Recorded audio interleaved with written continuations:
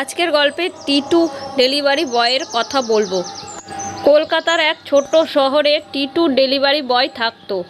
টিটু সকাল হলেই ঘুম থেকে উঠে নিজের সমস্ত সেরে ডেলিভারি করতে বেরিয়ে যেত।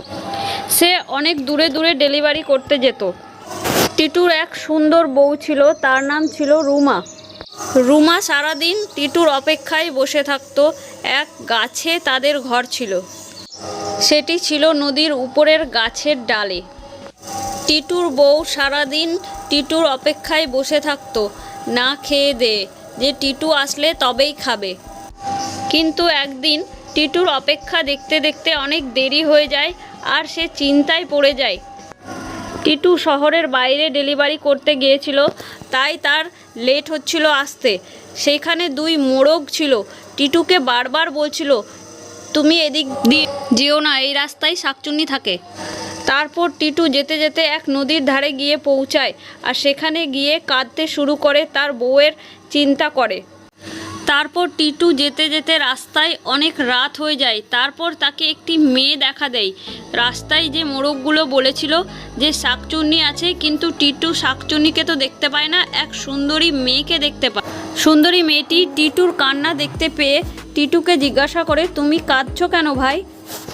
টিটু তখন ভয়ে ভয়ে গলার স্বর উচ্চারণ করে বলে, তুমি কি শাকচুন্নি? তারপর সুন্দরী মেয়েটি বলে, তুমি কি আমাকে শাকচুন্নি দেখতে পাচ্ছ? তখনই টিটু বলে ওঠে যে আমায় দুই মোড়ক দেখা দিয়েছিল, তারা বলল এখানে শাকচুন্নি থাকে, কিন্তু শাকচুন্নি তো তোমায় মনে হচ্ছে না, তুমি তো খুব সুন্দর দেখতে।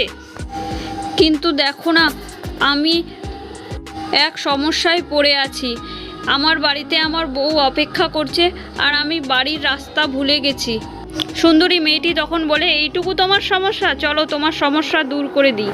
তুমি চোখ বন্ধ করো, আমি তোমায় বাড়ি পৌঁছে দিচ্ছি। টিটু চোখ বন্ধ করতেই সে বাড়ি পৌঁছে যায়। সেখানে গিয়ে দেখতে পায় তার বউ তার জন্য অপেক্ষা করছিল। তারপর টিটু বাড়িতে গিয়ে বউকে সব কথা বলে, আর যে মেয়েটি কি ভালো, আর সবাই তাকে শাকচুন্নি বলছিল। মেয়েটির জন্যই তুমি আজ আমাকে বাড়িতে দেখতে মেয়েটি জাদু করে আমাকে বাড়ি পৌঁছে দিয়েছে। তো বন্ধুরা, টিটু ডেলিভারি বয়ের গল্পটি যদি তোমাদের ভালো লাগে তাহলে গল্পে লাইক, শেয়ার, কমেন্ট করে দিও আর চ্যানেলটাকে সাবস্ক্রাইব করে দিও। তো দেখা হচ্ছে পরের গল্পের সাথে।